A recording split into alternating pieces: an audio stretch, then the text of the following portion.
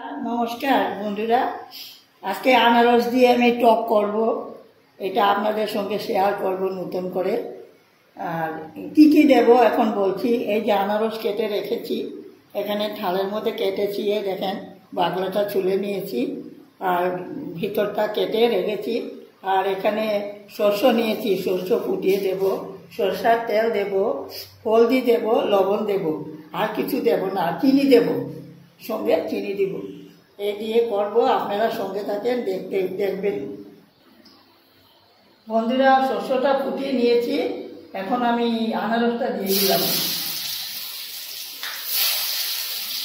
এই গরমে আনারসের টক খেতে ভালোই লাগবে, ভীষণ গরম, গরমে টক খাইতে ভালো লাগবে, আর বাচ্চারাও খাবে।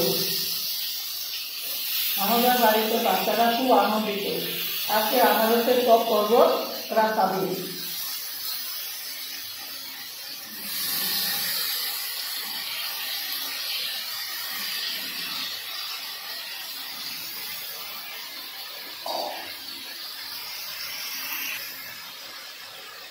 লবণ দিয়ে দিল,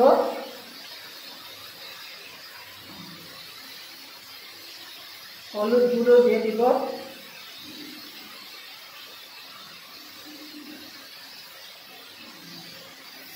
জল এক বাটি লবণ,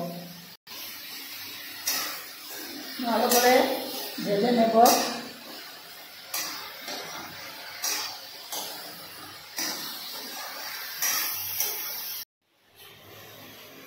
এখন আমি চিনি দিয়ে দিব, চিনি দিয়ে দিব,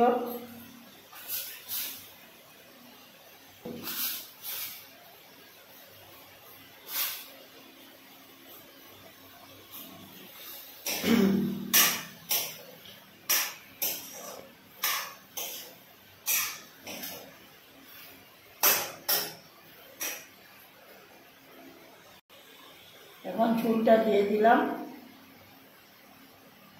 ভালো করে আনারসটা সিদ্ধ হয়ে যাবে, তারপর নামিয়ে নিব। আপনারাও বাড়িতে বানিয়ে খাবেন। এই গরমের মধ্যে আনারসের টক ঠান্ডা ঠান্ডার জন্য খুব ভালো। আনারস খেলে কমে যায়, সর্দিটাও কমে যাবে।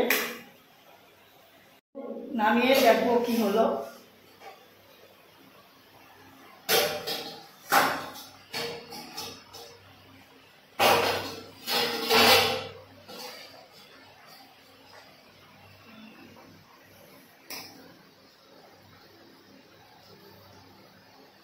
এটা হয়ে গেছে।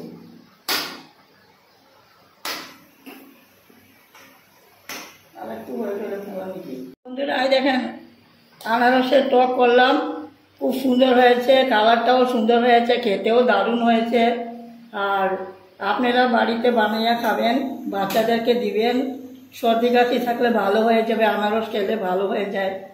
আর এটা অনেক পুরানো দিনের রেসিপি, তাই দেখালাম, বানিয়ে আপনাদের সঙ্গে শেয়ার করলাম।